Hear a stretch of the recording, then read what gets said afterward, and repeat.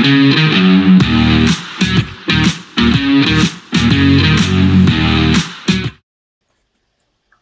welcome back to the Supercoach Nuff channel. In this video we're going to preview NRL Fantasy for round 20 of the 2024 season. Before we get stuck into my team and what it's going to look like this week, I guess we'll go through the who's hot and who's not list, thanks to NRL Fantasy Stats, .com. So Nathan Cleary, clearing away the top pick in this week with 6.85% of all players, bringing him in. I think it makes sense, given particularly the likes of Nico Hines are out. Dylan Edwards is going to be missing for a few weeks. So I think there's a lot of money on the table.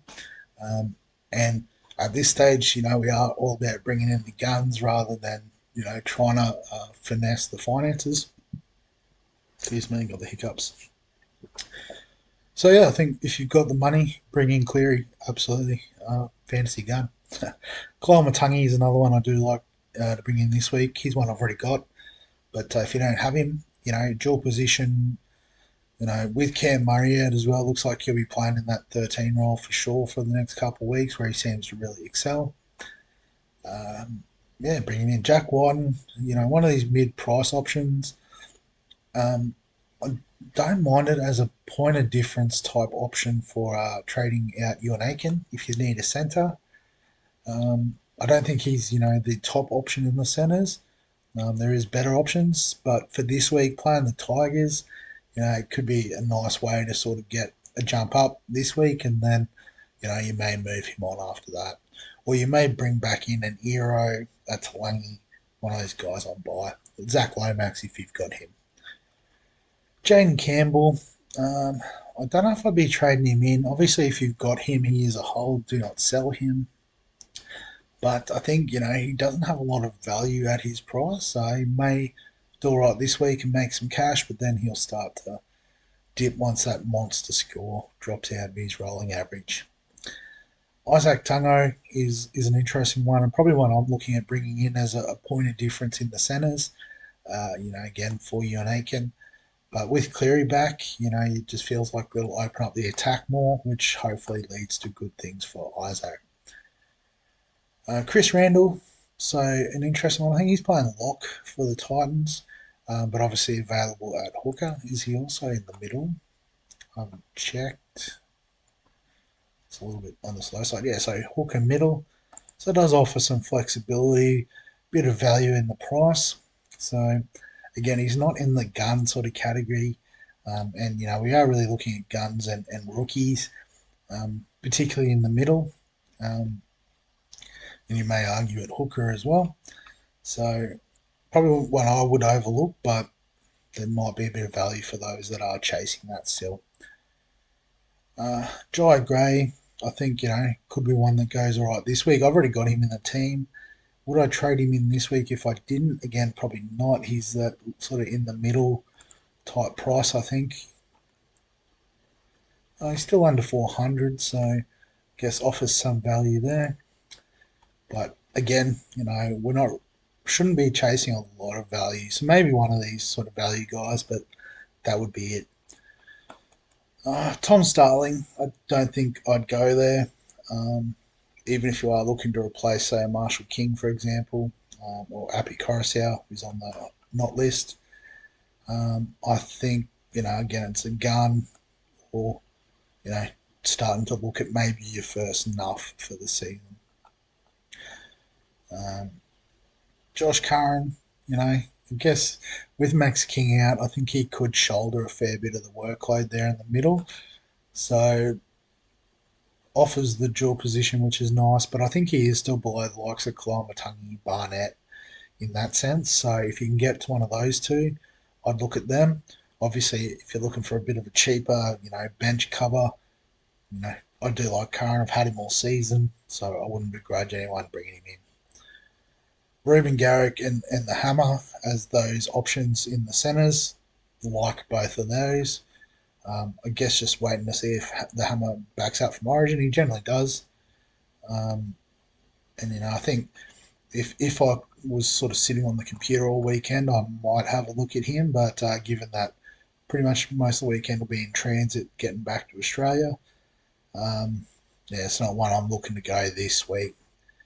Mitch Barnett, as I said before, like him a lot.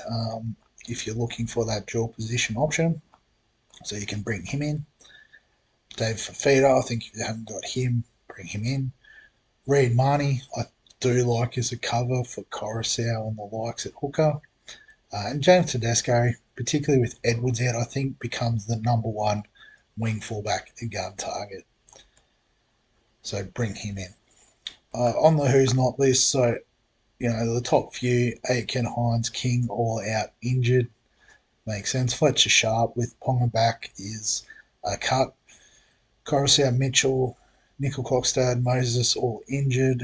I think Marnie might be injured as well, so they can all go. Jack Cole with Cleary back, he's definitely gone. Brendan Hands, if you can afford to cut him, do it. He doesn't have a lot of value on his head, is the only issue. Aside for that, no issues with cutting him. Jamin Salmon, injured, cut. Cooler, injured. Tlungy and Ero, again, have done their job, so if you want to use their cash, you can absolutely give them the chop. Much like I'm about to do. So, if I go back to the team, I have sort of roughly shuffled it around based on what we've got this week. So we've got 14. Aiken is obviously out. So we're going to chop him.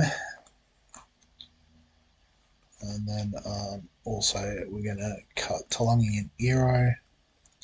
I can only do one at a time. And as I said, I do like the idea of Isaac Tungo as a cheapy type or a value type option in the centres. You know, um, I think he's worth a punt. And then we're still going to bring in the big hitters. So Tedesco is the first one on the list. So let's just bring him in. And I said let's bring him in. There you go. Let's confirm those two. Bit slow. All right, and then also Eero out, and we're just going to go straight for Cleary, not chasing value there. So we'll confirm that. So that does now give us the 17, and it does give us a couple of options. So originally I had just said Brayley out and Payne Haas in, but obviously Payne Haas is a good chance of sitting out this week. The fact they play in the same game means I could potentially just sit on the trade and wait for Payne Haas to be announced. But I believe the game is 5:30 on Saturday, which would be 3:30 here. So 2:30. Oh, I might be on the bus. I might be able to get away with that. But we can also look at some alternate options. So we could potentially do like a Brayley to Barnett.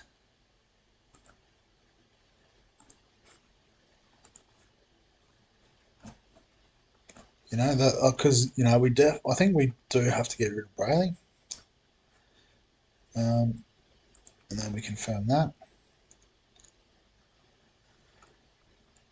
And so then I guess for next week, bringing in Haas, looking at our options, it might be the Wishart money we could use or Galvin. There's a fair bit of money in those two, so we could trade them out. And I think there's a way we could definitely use that. Obviously, we get another 4 trades next week. So I don't know if I want to use all 4. It would be nice to have, say, 2 trades in reserve for key injuries. But, bringing in these big hitters this week does give us a little bit more license. So let's put Barnett in the starting team.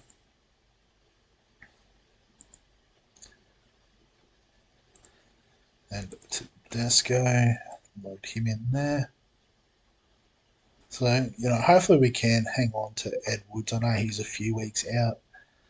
Isaiah Yeo will come into the middle next week. So we are well served in the middle as well, which is something to consider.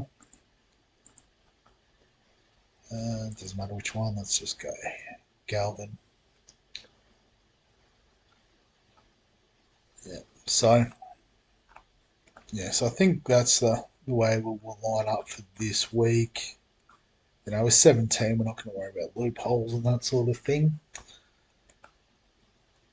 Um, Although Barnett plays on Friday night, so maybe if I swap them back, I'll put Curran on trades. So I will just reverse this one trade.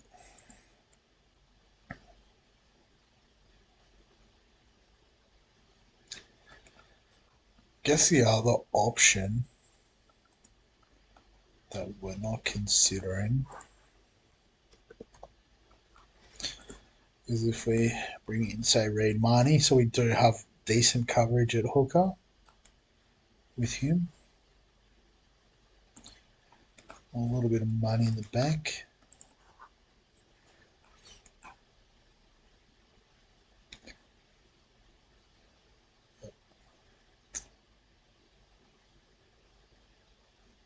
So I think there's still a bit of scope, with Wishart, Galvin. Yeah, we might have to.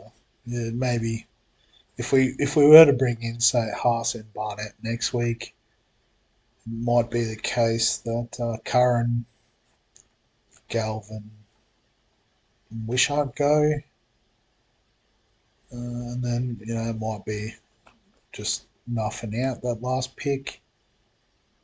Yeah, but I guess we'll see how this weekend pans out. We'll go from there.